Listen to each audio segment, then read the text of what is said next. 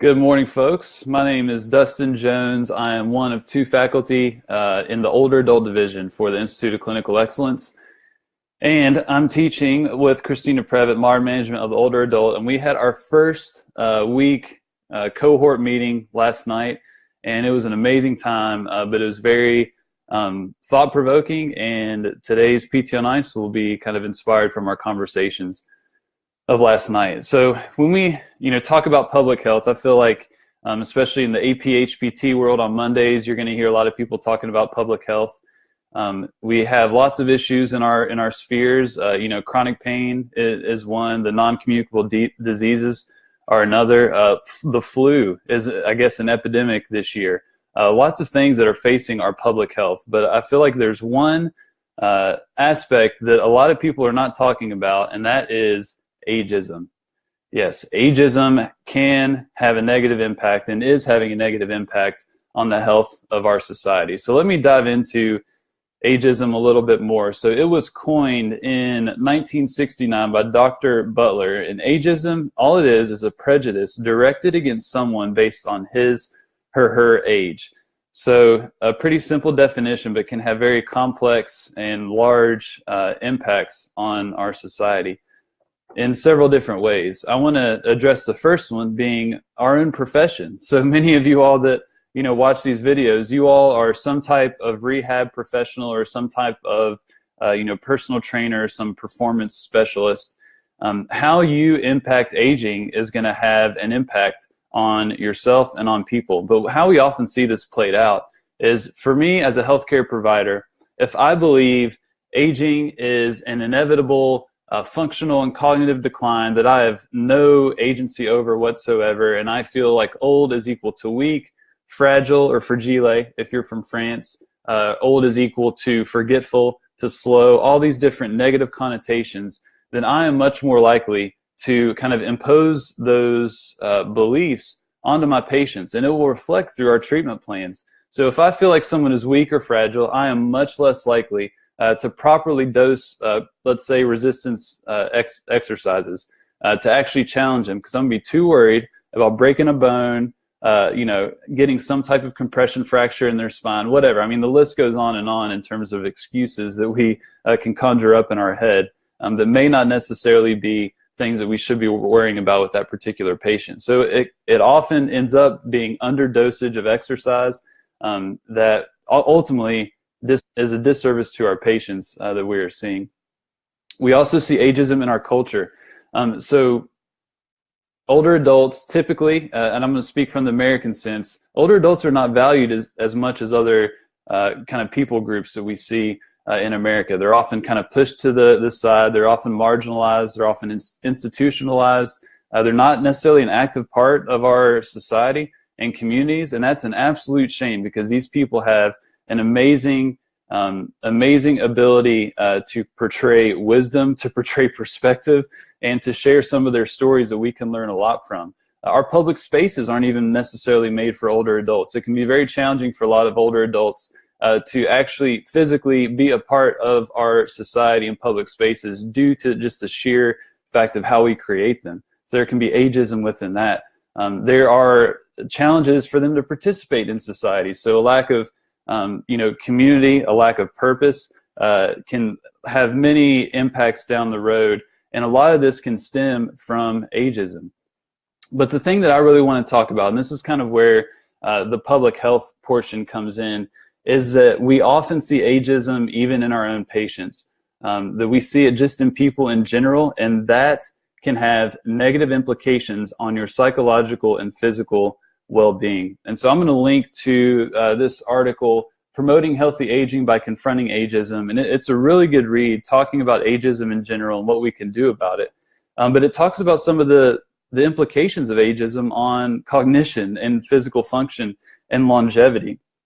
And what research is basically showing is that how you perceive aging, the stereotypes that you bring to the table, are going to influence, some of the behaviors that you exhibit. So say, for example, if I believe aging is an inevitable, sharp, negative decline in all my, physical capacities, and there's nothing that I can do about it, I am much less likely to exhibit healthy behaviors. or to, exercise, or to continue to engage in society, and participate.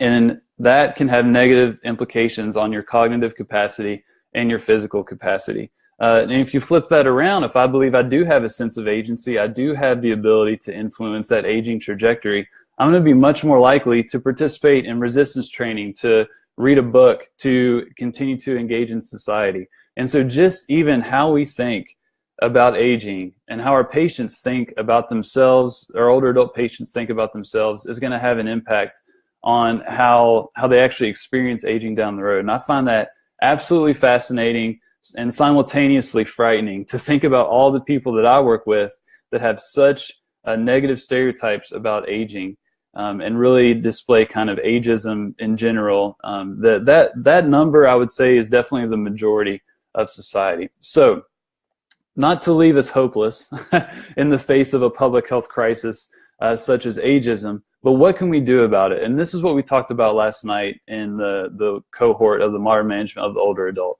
So the first thing that we can do, obviously, is don't be a part of the problem. Check your ageism yourself. Acknowledge the biases that you may bring to the table when you're working with older adult patients. When someone walks through the door, do you immediately go 3 octaves higher because you assume they're deaf? If you do that, you need to check yourself, because a lot of people do not have hearing issues, but we so often assume that.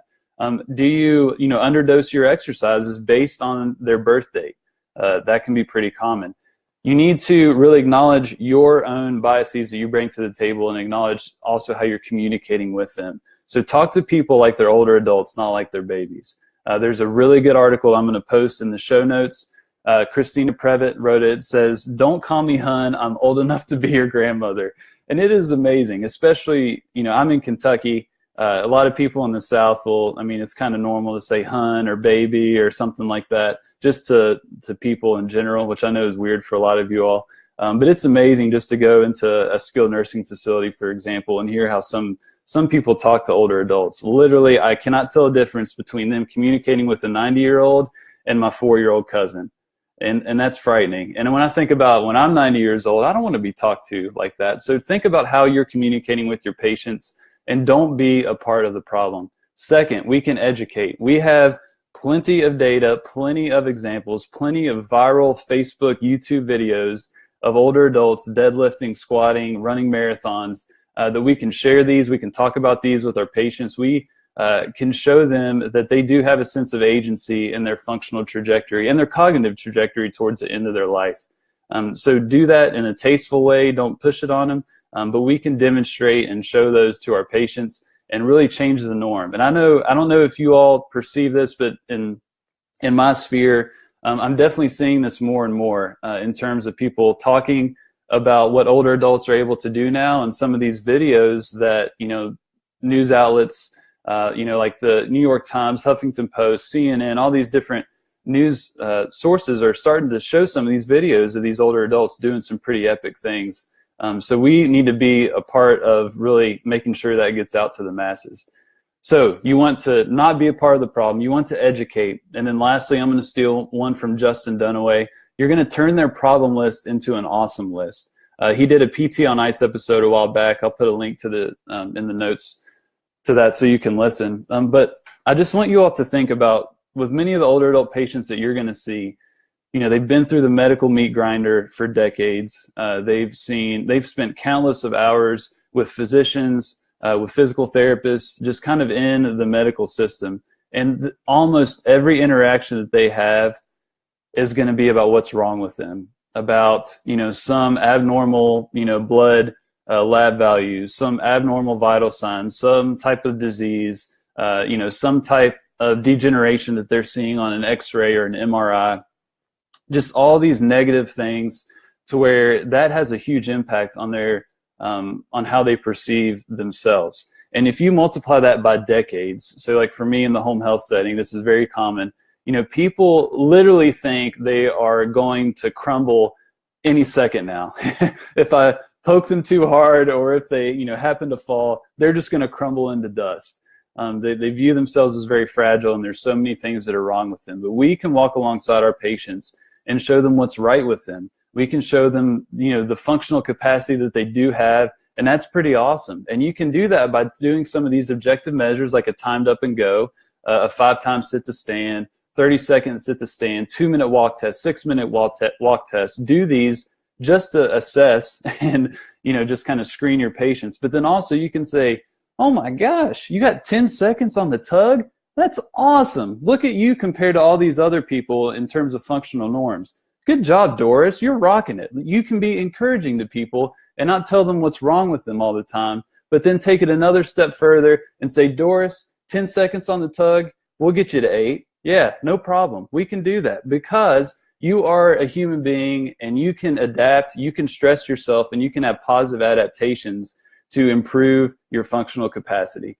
And that, I feel, is where we as physical therapists or rehab professionals can really, walk alongside people and encourage them and show them a new possibility and give them hope. You can become a hope dealer and give people a sense of agency about how they're going to continue to age and hopefully, slow down that regression of physical decline or even improve their physical capacity. So turn their problem list into an awesome list. Don't be a part of the problem, and educate. That's what we can do about this public health crisis that we have on our hands called ageism. So thank you all for hanging out with me this morning. Head over to ptonice.com. Tons of live courses are going to be going on this spring. So go to the website. That is the place to check out to get all the information to see what you are missing. And also Modern Management of the Older Adult, the second cohort, is going to be starting March 26th. So get in on that while you can. And I think that's all I have for now. Appreciate y'all. Have an awesome day.